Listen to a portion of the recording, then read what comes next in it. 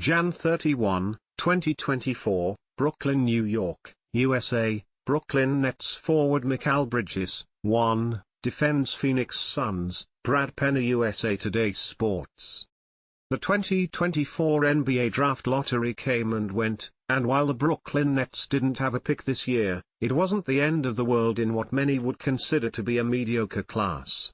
The Nets will likely move past 2024 and look toward the future with their draft assets. It's safe to say that the Nets have faced plenty of scrutiny in their history for trades that people can't make sense of. The team has gone through multiple core changes and rebuilds since moving to New York City in 2012, but they have some assets that a lot of teams would kill to have. Those assets come through the draft. GM Sean Marks was able to get a few key picks after trading Kevin Durant, Kyrie Irving, and James Harden. This might be the most talked about pick for the next 3 years. Since dealing their entire future for Durant, the Suns have found no immediate playoff success, with many calling their organization into question.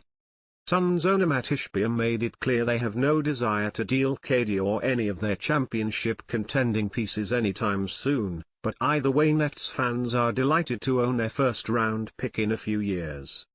Brooklyn will have to pray that Phoenix falls flat on its face again next season, because the sooner the Suns enter a rebuild, the more that getting a high lottery pick in 2027 becomes a reality. It matches perfectly with the timetable of a rebuild after the Suns got swept in the first round of the playoffs this season. It will take a lot for this pick to fall onto Brooklyn's lap.